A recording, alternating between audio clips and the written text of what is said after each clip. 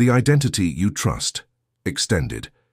Everything you believe about yourself feels real, not just real, certain, solid, unquestionable.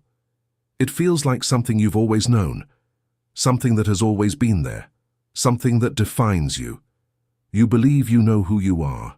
You believe you understand yourself, your personality, your preferences, your habits, your fears, your strengths, your weaknesses. It all feels consistent, like a fixed structure, like something stable, something reliable. But what if none of it is true? Not partially, not slightly, not distorted, completely. What if everything you call yourself is just a story repeated so many times that it became familiar? And because it became familiar, it started to feel real. And because it felt real and you stopped questioning it, right now, if someone asked you, "Who are you?" you would answer, immediately, without hesitation. You would describe yourself. You would define yourself. You would explain who you are, as if it was obvious, as if it was clear, as if it was something that has always been there. But pause, just for a moment, and look deeper. Where did that definition come from? Where did those words come from? Where did that identity begin? Did you create it or did you inherit it? Because everything you say about yourself was first observed, first experienced, first interpreted, and then repeated over and over again until it became something you believe. But belief is not truth. Belief is repetition. Belief is familiarity. Belief is something you've heard so many times that you stopped questioning it. And repetition can turn anything into something that feels real, even something that was never true to begin with. The story you were given. You were not born with an identity. You were born and without one. No labels, no definitions, no personality, no self, just awareness. Open, undefined. And into that openness, everything was placed, slowly, quietly, without resistance. Your name was given to you. Your language was taught to you. Your behavior was shaped. Your emotions were interpreted for you. People told you what things meant. People told you who you were. You're like this. You're not like that. You're good at this. You're bad at that. This is who you are. At first, they were just words, just sounds, just reactions. But over time, those words started to stick. They started to repeat. They started to form patterns. And those patterns became beliefs. And those beliefs became identity, not because they were true, but because they were reinforced, again and again and again, until one day you stopped hearing them as external and started hearing them as internal, as your own voice, as your own thoughts, as your own identity. And that's when the illusion became complete, because now you don't see it as something you were given. You see it as something you are. But you're not. You are just carrying it. The illusion of personality. You think your personality is who you are. You think it defines you, explains you, limits you. But personality is not identity. It's adaptation, a collection of responses you developed over time to survive, to belong, to be accepted, to avoid pain, to avoid rejection. You learned how to act, how to speak, how to react, based on your environment, based on your experiences, based on what worked and what didn't. And slowly, those behaviors became automatic. And those automatic behaviors became your personality. But think about this. If you were raised in a different environment, would you be the same person? No. You would think differently, react differently, feel differently, believe differently. Which means what you call you is not fixed. It's flexible, molded, shaped by circumstances, and constantly changing.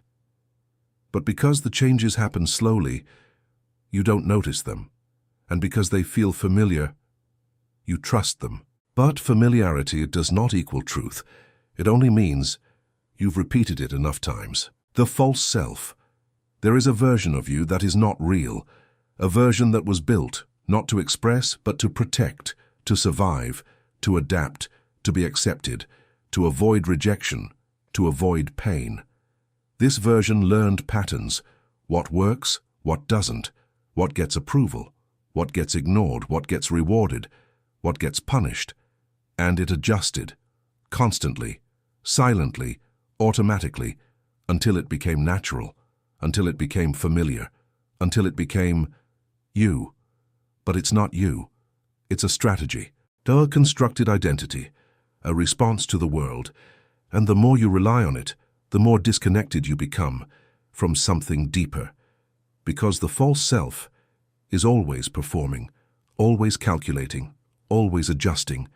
It is never still, never silent, never real. And yet, you trust it. You defend it. You protect it. Without realizing, it's the very thing keeping you trapped.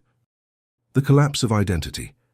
At some point, if you go deep enough, everything starts to break, not externally, internally. The labels start to feel unstable. The identity starts to feel uncertain.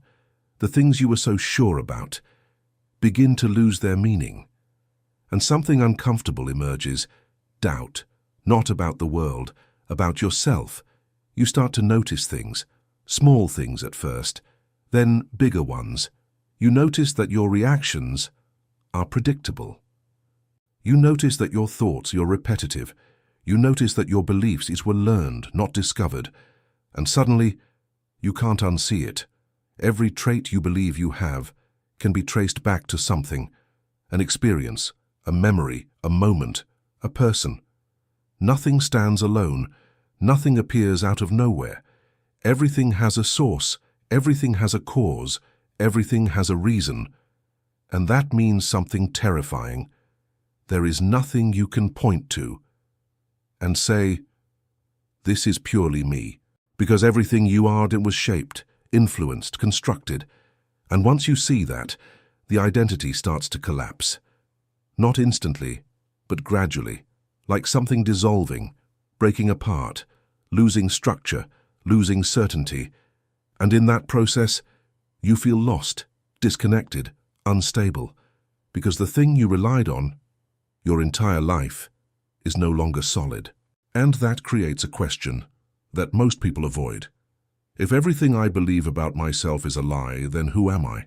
And for the first time, there is no answer, no clear identity, no definition, no certainty, only silence, deep silence. And that silence feels like losing yourself. But maybe you were never what you thought you were. Maybe you are just now. Seeing it clearly, what remains?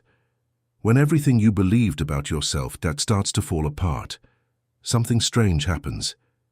At first, it feels like loss, like something is being taken away from you. Your identity, your certainty, your sense of self.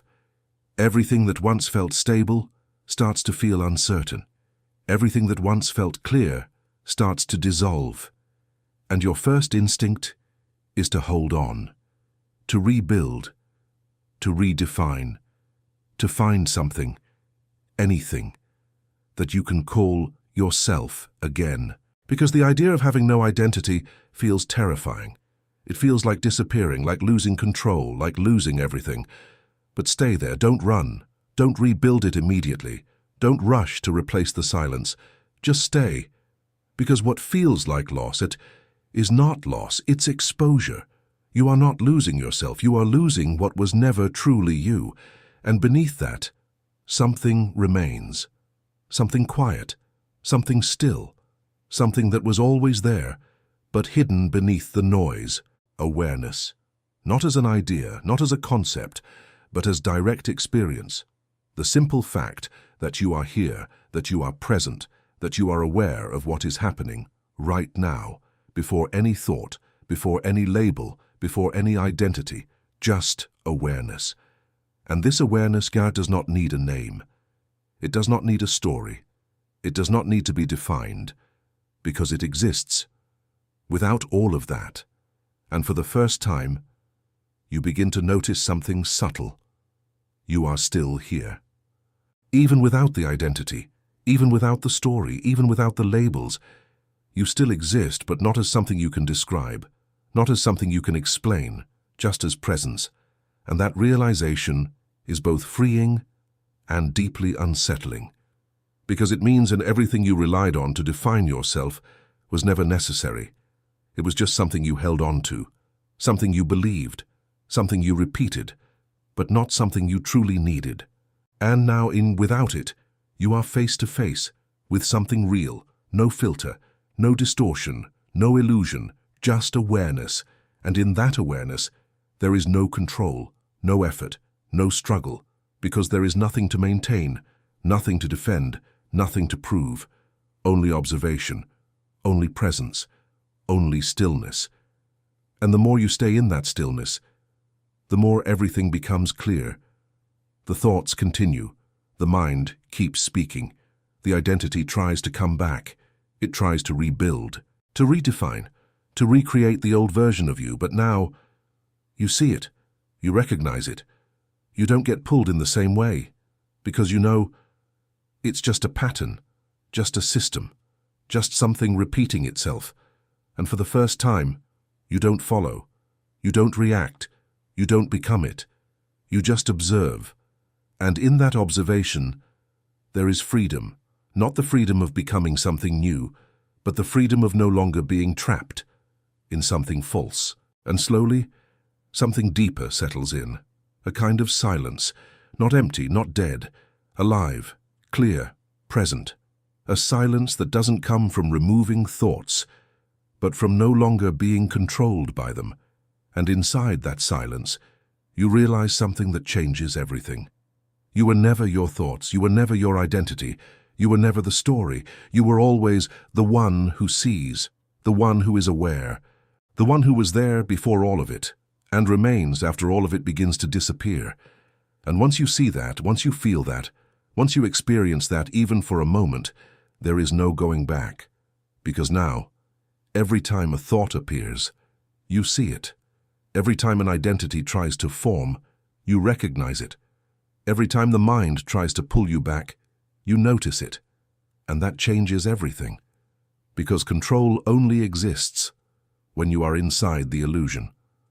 But you are no longer fully inside it. You are aware of it. And awareness breaks control, not by force, not by resistance, but by clarity. And that clarity is irreversible. You can ignore it, you can distract yourself, you can try to go back, but something in you now knows, something in you has seen. And once something is seen clearly, it can never be unseen. So now, the question is no longer, who am I? Because that question belongs to the identity. The real question becomes, what is here's without the story? And in that question there is no answer, only presence, only awareness, only this moment. And for the first time, that is enough.